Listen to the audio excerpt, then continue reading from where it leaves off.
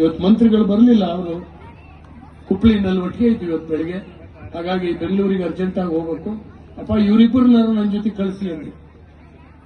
ಈಗ ನಾನು ಯಾವತ್ತೂ ಬರೋದು ಭಾಷಣ ಮಾಡೋದು ಇರೋದಿಲ್ಲ, ಹೊಸಬರನ್ನ ಕರ್ಕೊಂಡು ಬಂದ್ರೆ ಏನೋ ಒಂದು ಲವಲವಿಕೆ ಇರ್ತದೆ ಸರಿಗೆ, ಅದಕ್ಕಾಗಿ ಕರ್ಕೊಂಡು ಬಂದೆ. ಮತ್ತೆ ಅವ್ರಿಬ್ರು ದುಡ್ಡು ಕೊಡೋ ಸ್ಟೇಜ್ನಲ್ಲಿ ಇದ್ದಾರೆ, ತಾಕತ್ನಲ್ಲಿ. ಮೇಡಮ್ ಇವತ್ತು ವಿಧಾನ ಪರಿಷತ್ ಸದಸ್ಯರು, ನಮ್ಗೆ 2 ಕೋಟಿ ಬಂದ್ರೆ ಅವರಿಗೂ 2 ಕೋಟಿ ಬರ್ತದೆ. ಆಗ ನಮ್ಮ ಕಡೆ ಎಲ್ಲರೂ ಒಂದು 5 ಲಕ್ಷ 10 ಲಕ್ಷ ಕೊಡ್ಬೋದು. ಅವರು ನಮ್ಮ ಬಗ್ಗೆನೂ ಪ್ರೀತಿ ಇದೆ. ಅವರು ಜಿಲ್ಲಾ ಪಂಚಾಯತ್ ಅಧ್ಯಕ್ಷರಾಗಿದ್ರು, ಎಲ್ಲ ಊರು ತಿರುಗಾಟ ಮಾಡಿದ್ದಾರೆ. ಮಂಜುನಾಥ್ ಗೌಡ್ರಂತೂ ಸರಿ ಸರ್, ಈಗ MADB ಹಿಡ್ಕೊಂಡ್ರ ಮೇಲೆ ಒಂದು ಪಾಲು ಶಿಕಾರಿ ಪಾಲು ಒಳ್ಳೆ ಬರ್ತದೆ ಅವರಿಗೆ, ನಮ್ಗೆಲ್ಲ ಕೊಡ್ಬೋದು. ತಡೆ ಬೀವು ಬರ್ತದೆ. ಹಾಗಾಗಿ ಅವ್ರು ಕೂಡ ಕೊಡ್ಲಿ. ಒಟ್ಟಾರೆ ಮೇಲೆ ನಮ್ಮ ತಾಲೂಕಿನ ಅಭಿವೃದ್ಧಿ ಆಗಲಿ, ಎಲ್ರಿಗೂ ಸಂತೋಷ ಆಗಲಿ ಅಂತ ಹಾರೈಸಿ ನನ್ನ ಮಾತನ್ನು ಮುಗಿಸ್ತೇನೆ.